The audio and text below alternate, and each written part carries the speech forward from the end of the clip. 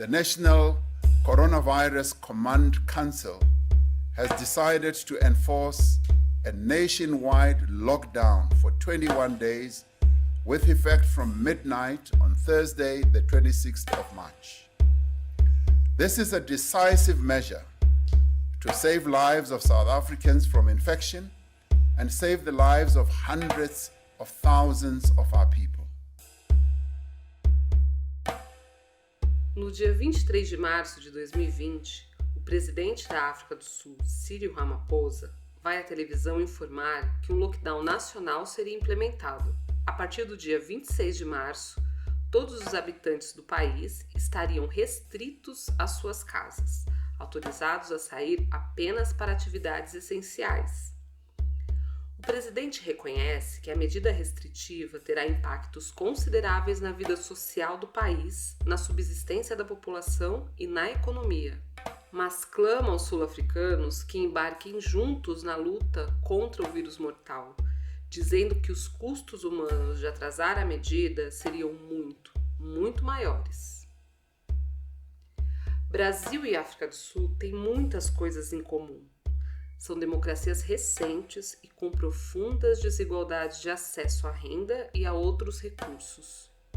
Ao longo dos anos mais dramáticos da pandemia, na mídia nacional, podemos acompanhar ações e consequências das medidas adotadas por governos na Europa, na Ásia e nos Estados Unidos.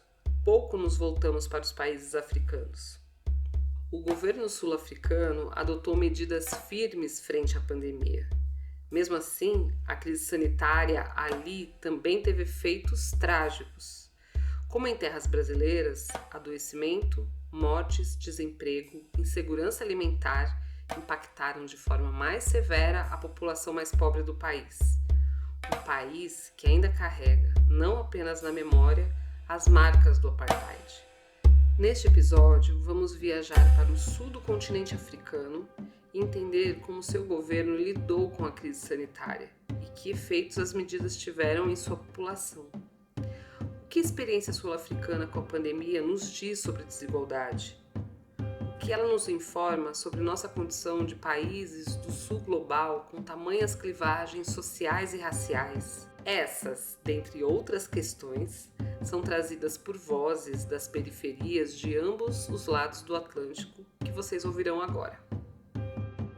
Eu sou Milena Matheus e Carmo e este é o podcast Ecos Pandêmicos, que faz parte do projeto de extensão universitária A Pandemia do Covid-19 sobre perspectiva interseccional em territórios periféricos, diálogos entre Brasil e África do Sul, coordenado por Laura Moutinho, professora do Programa de Antropologia Social da Faculdade de Filosofia, Letras e Ciências Humanas da USP, e vice-coordenado por Márcia Tereza Couto, professora do Departamento de Medicina Preventiva da Faculdade de Medicina também da USP. O projeto é financiado pela Pró-Reitoria de Cultura e Extensão Universitária da USP e conta com o apoio do LISA, Laboratório de Imagem e Som em Antropologia. I live in Cape Town, South Africa, in the Atlantic seaboard suburb of Sea Point. My daily life is anchored by my home in Sea Point and work at a university in Stellenbosch. Every morning, I travel to work down Beach Road, merging onto Helen Suzman Boulevard as I exit the city. Nelson Mandela Boulevard carries me onto the N2 freeway. I pass many more odes to our freedom fighters, Joe Slovo, Jakes Gerwel, as the N2 takes me on a guided tour of apartheid special planning and the forced removal of black and colored South Africans who were expelled from District 6 onto the harsh, barren and deprived Cape Flats, to Gugulethu, Langa, Nyanga, Kailicha and the many other townships in between. Streams of crowded minibus taxis speed precariously weaving in between spaces. They chase each other to the city centre, carrying people back and forth along the N2. The journey between the places to which they were banished by the apartheid government and the city centre where they work. COVID-19 first entered my life on the 16th of March 2020 through an urgent email message from my departmental chair calling a staff meeting to plan and discuss how we would proceed with teaching and learning in the time of COVID. On the eve of the lockdown, I am finally prepared. I've gone for a last visit to my family home, bringing supplies and activities to keep my nieces busy. I have explained that I will miss my 6-year-old niece's 7th birthday on the 16th of April, but that I will see her first thing on the 17th of April when the lockdown is lifted. I go for a final sunset walk on the promenade with a friend. We are joined by fellow Cape Townians. Like the last meal before a fast, everyone has come to see the sunset over the ocean before the 21-day lockdown begins. O diário dessa professora capetoniana, como são chamados os habitantes de Cape Town, África do Sul, nos acompanhará no episódio de hoje. Ele é parte da iniciativa da página Subversity, na qual pessoas ao redor do mundo registraram seus cotidianos no confinamento. Seu diário nos ajuda a sentir e entender a dimensão dos primeiros momentos da pandemia de Covid-19 na África do Sul. O que eu lembro desse início foi... Esta é Fernanda Almeida. Ela é pesquisadora no Center for Humanities Research na University of the Western Cape, na cidade do Cabo, África do Sul, onde mora há 15 anos. Além de pesquisar a história social do cinema neste país, Fernanda é uma das coordenadoras do programa de pesquisa e produção de cinema documentário. A grande característica desse primeiro momento, por parte do governo, foi restringir o movimento de forma geral, o movimento de pessoas, o movimento de veículo, e começando, né, pelos portos, aeroportos, e em seguida com restrições muito maiores, e a gente experienciou aqui que foi o lockdown total, quando a gente foi completamente proibido de sair do portão de casa, né, e que as pessoas tiveram que, enfim, ficar dentro de casa o tempo todo, só poderiam sair para comprar itens essenciais no mercado ou para emergências específicas. Então, esse primeiro momento foi do impacto dessas novas leis, né, dessa reconfiguração política do controle da pandemia, e em seguida o shutdown total, né? O apelo do presidente Cyril Ramaphosa aos sul-africanos foi louvado pela mídia nacional e internacional. Um exemplo de comando em um momento de grande drama social, econômico e sanitário. Ao contrário do que experienciamos no início da pandemia no Brasil, o governo sul-africano estava tomando a dianteira, decretando lockdown total e posicionando-se frente ao vírus, que já causava danos profundos em países do norte global. It is not only coronavirus that arrives in South Africa from Italy. What also arrives from the outside is panic, anxiety, and insecurities. The stockpiling and hoarding begins. Toilet paper, hand wash, ginger, bleach, Dettol, hand sanitizer become scarce commodities as the shelves in local stores are stripped bare, eerily empty by the time I get there each day. The threat is beginning to bare its teeth across the globe, leaving devastation in its wake. How can it not affect this community because of this unclean situation? It will affect, but no one gives a shit. No one gives a damn. Everyone continues life as usual.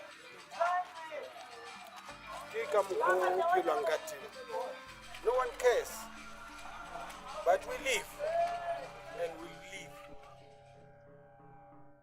What chance does South Africa stand against the virus when wealthy countries in the global north have been brought to their knees and they warn us of impending doom?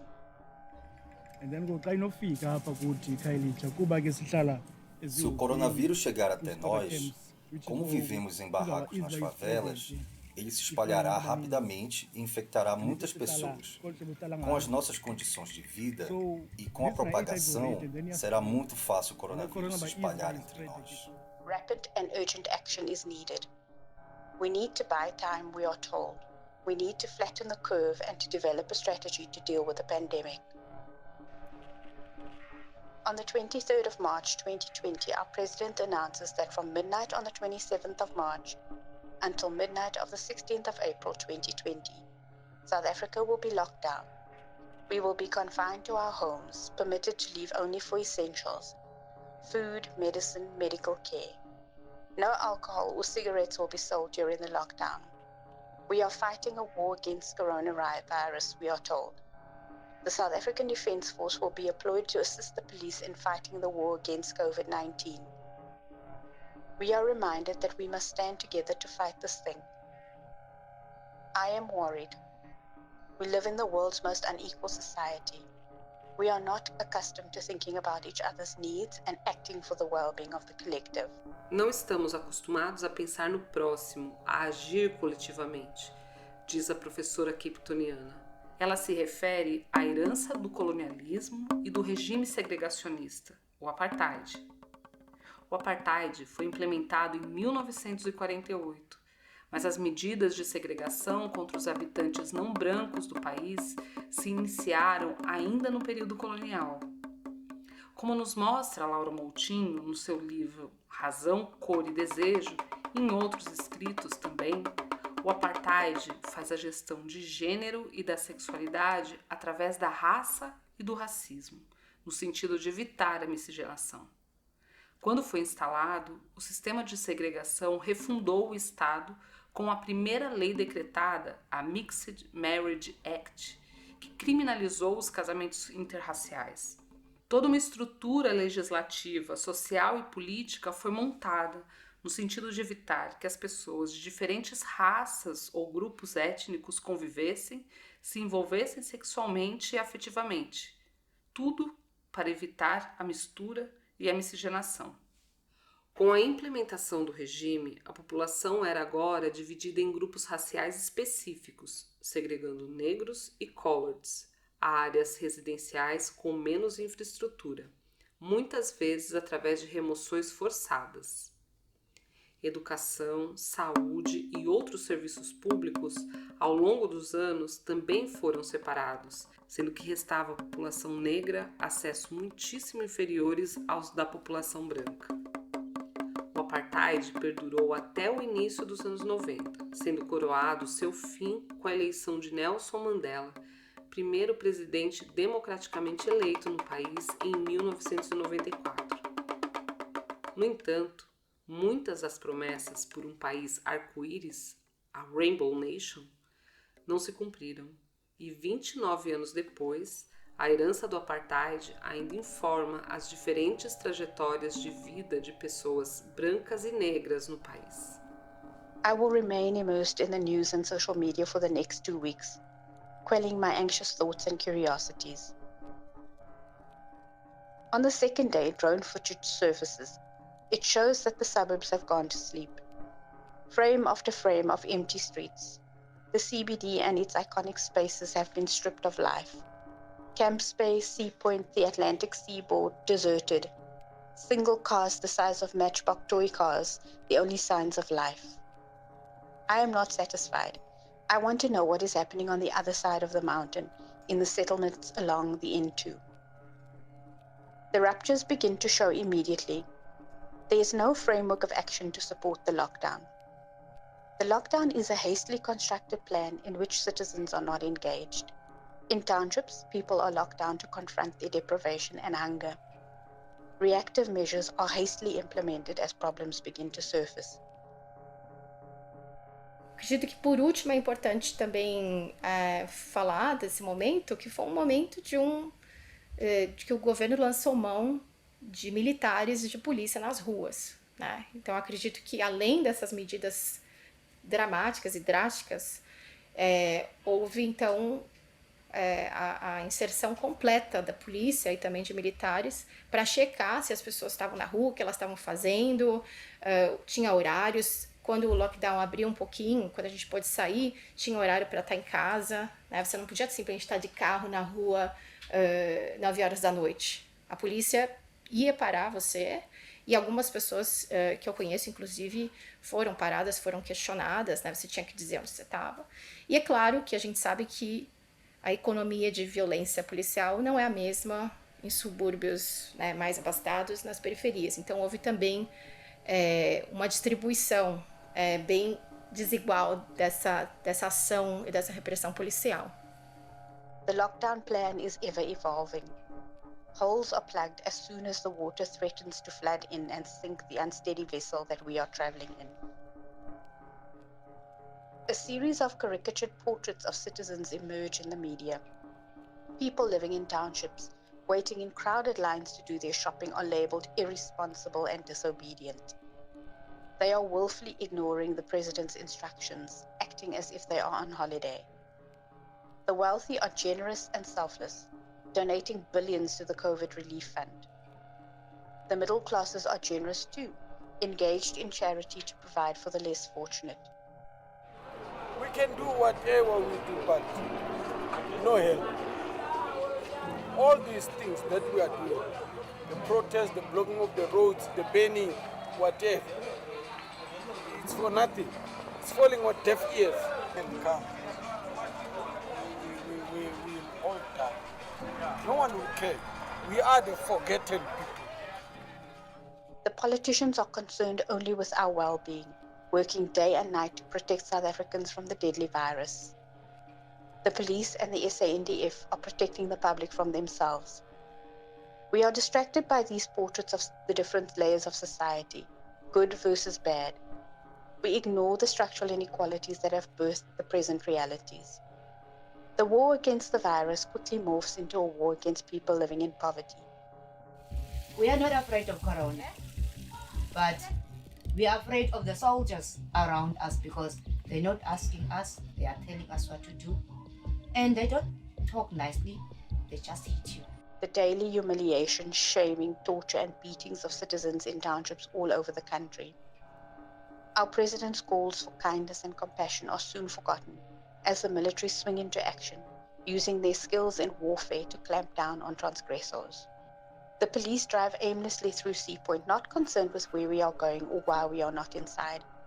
We do not need to be protected from ourselves.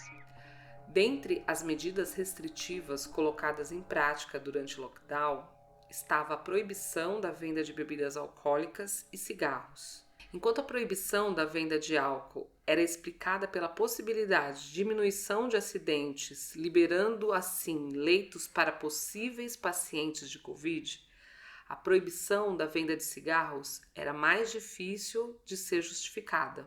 Olha, houve, como eu falei, essa escalada da repressão policial, do controle, né, sobre a vida das pessoas, de ir e vir em áreas mais ou menos visíveis da cidade.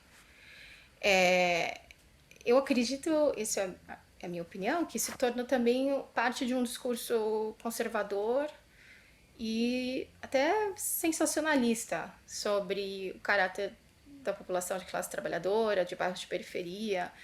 Então, por exemplo, você tinha muita reclamação em bairros de classe média sobre ser parado pela polícia, que absurdo você ser tratado como criminoso, mas ao mesmo tempo havia também um discurso rolando de que talvez seja melhor nas townships as pessoas não beberem tanto nesse período, né? Teve toda uma questão do gender-based violence, da violência contra a violência com base em gênero, e que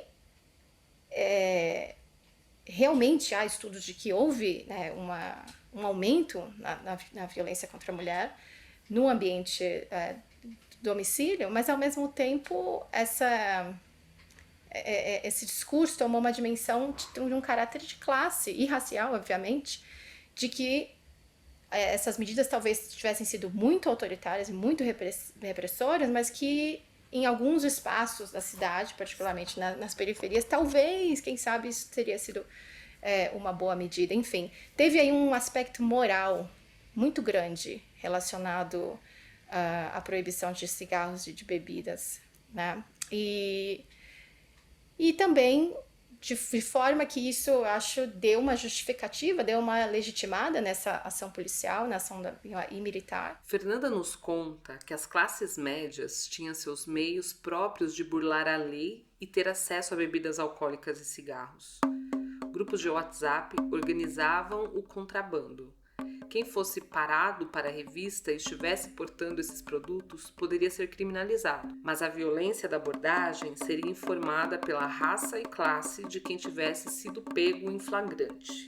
Então isso levanta aí uma série de questões do que, assim, pensando nessas medidas, o que realmente, de fato, aquilo contribuiu para a contenção da pandemia e o que foi simplesmente assim, uma caçada, né, de cunho moral contra contra as pessoas que vendiam álcool e tabaco.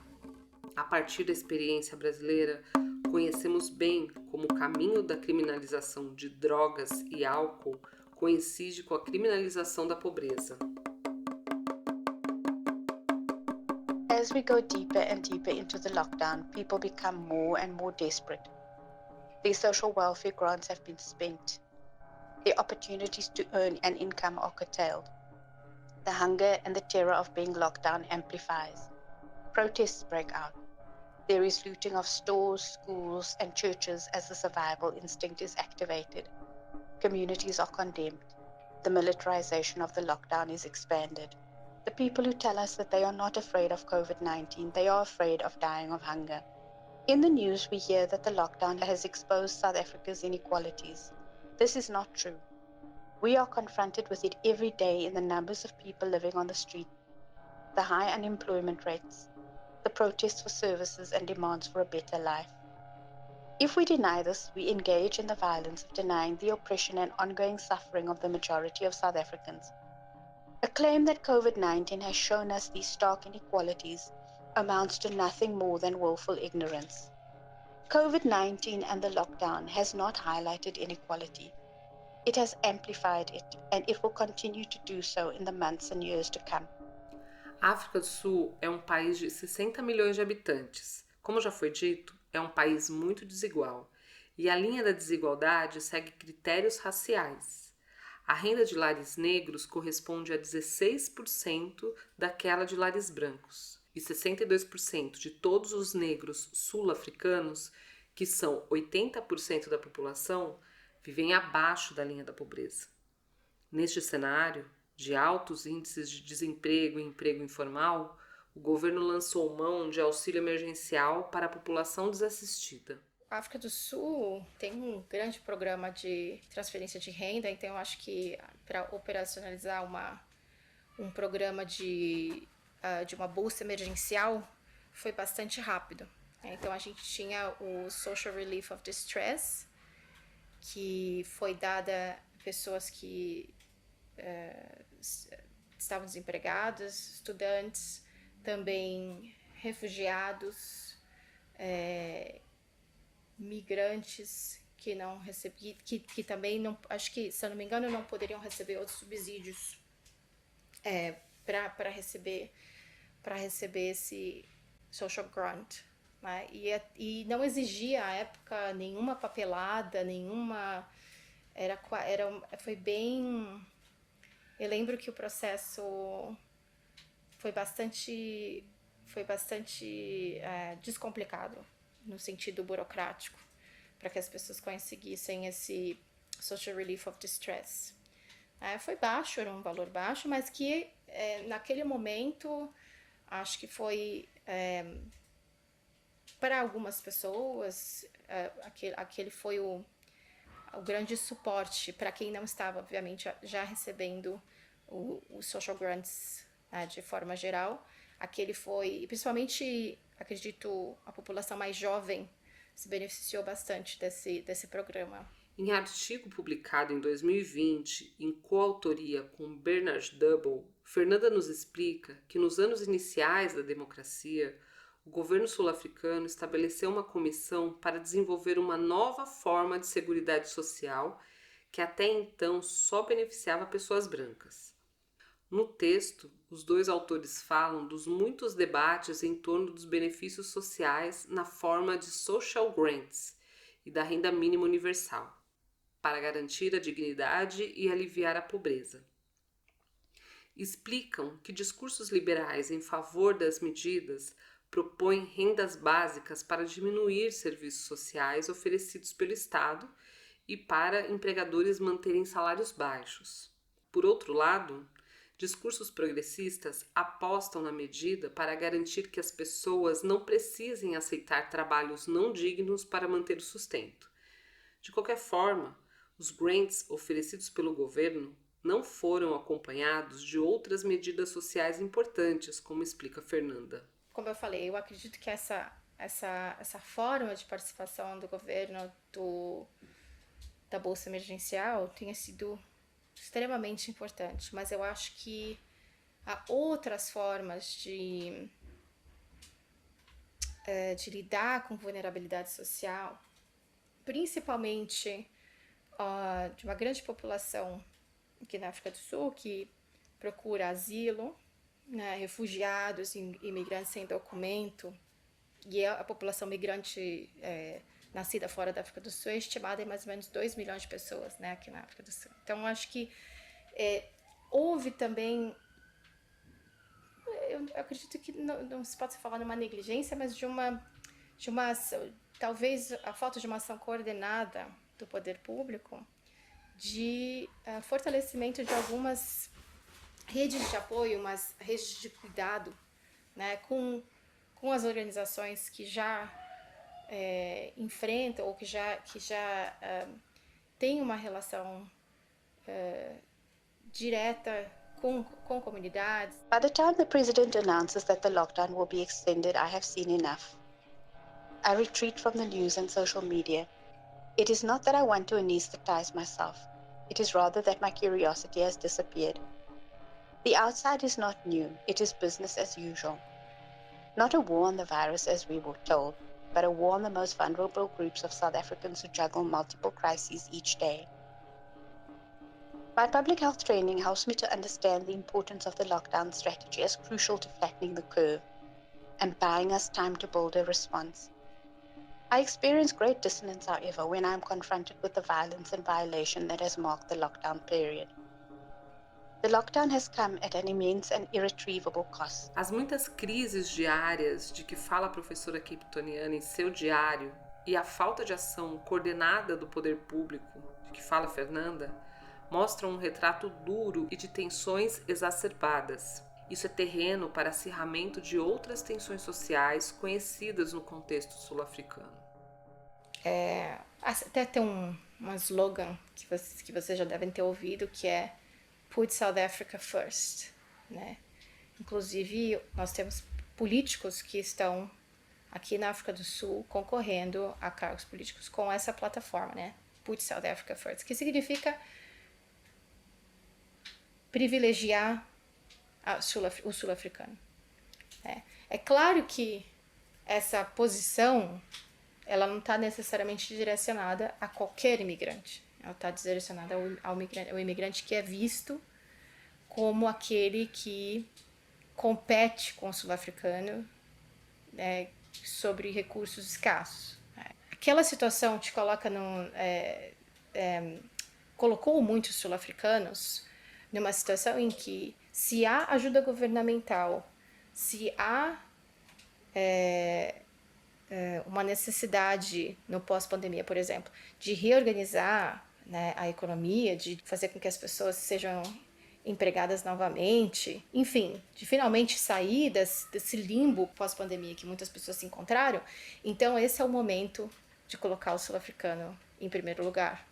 A pandemia não tenha criado esse discurso, obviamente, mas tem exacerbado consideravelmente essa relação.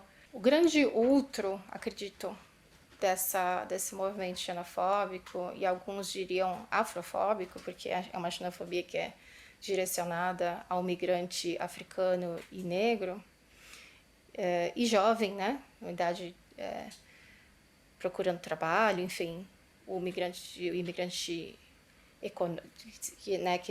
que vem à África do Sul para transformar a vida, para procurar oportunidades no comércio, ele é o imigrante do Zimbábue. Geralmente, essa é a imagem do imigrante do Zimbábue que vem à África do Sul à procura de recursos. A imaginação que eu acredito que alguns desses grupos grupos nacionalistas têm do imigrante do Zimbábue é que é um imigrante que vem não para acrescentar, mas para extrair, que vem procurar emprego, ou vem casar com as mulheres sul-africanas, enfim, vem retirar e levar para o país, né, levar para o Zimbábue, e que há pouco retorno na África do Sul. Acho que acredito que tenha essa parte desse grande ressentimento seja também por conta dessa figura. Em momentos de crise, discursos nacionalistas ganham nova força e outros contornos. Fernanda nos diz que isso vem acontecendo com os discursos xenofóbicos no pós-apartheid, que se reforçam no momento da crise atual. Para Fernanda, é muito preocupante como, neste momento, a política partidária passa a absorver alguns desses discursos, criando novas plataformas para a distribuição desses conteúdos, aumentando sua circulação e suas potenciais consequências no tecido social. Quando políticos colocam a migração de pessoas de outros países africanos para a África do Sul como causa do desemprego e aumento da violência e se apresentam como solução para essa questão, há o perigo de serem instituídas políticas nacionais afrofóbicas. Agora, né? Como pensar nisso agora? Né? Olha, acho que a gente vive ainda, as pessoas se referem a esse período como um período pós-pandemia. A gente não tem mais nenhuma medida, né, que em vigor, mas o que a gente vive é um período de recuperação, né? E essa recuperação passa principalmente pelo retorno às atividades econômicas e formas de realmente recuperar algumas perdas que a gente teve, o efeito dominó da perda de uma segurança no comércio, das atividades do comércio, das atividades turísticas, aqui em Cape Town, por exemplo, que levou muitas pessoas a passarem fome, a realmente não terem nenhum horizonte de possibilidade, né? E que hoje passa por uma reconstrução, né? Eu acho que isso, cada vez que a gente, a partir de 2021, já houve uma mudança com relação à política de lockdown, né? Uma resistência muito maior a aceitar aquele primeiro momento como um momento modelo, né? As pessoas já não estavam... se naquele primeiro momento o lockdown foi bem... foi quase uma ordem, né? De cima para baixo, né? No segundo momento, a partir acho que na metade de 2021, aquilo já começou a mudar completamente, né? E aí muda também a relação de confiança entre as pessoas e o poder público. Como no Brasil, a pandemia na África do Sul acometeu ricos e pobres, brancos e negros de maneira muito distinta. As respostas do governo Bolsonaro durante os anos mais dramáticos da pandemia de Covid-19 foram frustrantes, agravando danos, cultivando teorias conspiratórias, focando em soluções estapafúrdias, causando prejuízos, dores e mortes. Muitos de nós, no Brasil, nos perguntávamos como seria um cenário no qual as lideranças oferecessem respostas firmes, pragmáticas e responsáveis, que unissem governo e cidadãos em ações conjuntas para evitar a propagação do vírus. Mas será que tais ações realmente aliviariam o sofrimento de pessoas que vivem em contextos constituídos por profundas e dolorosas desigualdades sociais? A experiência sul-africana, como nosso espelho, demonstra seus limites. O lockdown, quando implementado naquele país, sem ações efetivas que minimizassem seus efeitos, intensificou a desigualdade e a criminalização da pobreza, caminho que conhecemos muito bem por aqui. Com isso, não estamos afirmando que o negacionismo e a falta de ação do governo federal não tenham sido criminosas. Não é à toa que o Brasil figura como um dos piores países, se não o pior, na condução da crise, além das escandalosas porcentagens de mortes evitáveis, como tratado em episódios anteriores. O que a experiência sul-africana nos escancara é como essas feridas estão abertas, como somos países dilacerados pelo racismo, pela desigualdade e pela injustiça, como a morte é a tecnologia de governos no sentido de proteger pequenas elites brancas, enquanto a maioria da população morre de doenças, fome e violência. Infelizmente, a pandemia intensificou este quadro em escala mundial. Neste momento, talvez o recurso mais importante do qual dispomos, que talvez nos ajude a nos conectar em lutas para reconstruir nossos mundos, seja a esperança. It is said that COVID-19 offers us an opportunity for rebirth, to come together for our common humanity. In South Africa, the ghosts of our past continue to haunt us. If we needed a reminder, COVID-19 and the lockdown has come to deliver it. We have not managed to exorcise these ghosts through 26 years of democracy. As I wait out the last week of the lockdown, I cannot let go of hope, subversive hope. I hope that we will finally dismantle the apartheid architecture that shapes our realities, locking us into predetermined life paths. I hope that we are brave enough to address the pain, suffering, degradation, and terror that characterizes the lives of South Africans who live in impoverishment. I hope that we will be brave enough to finally confront our past. I hope that we will breathe life into a future that will emancipate us all.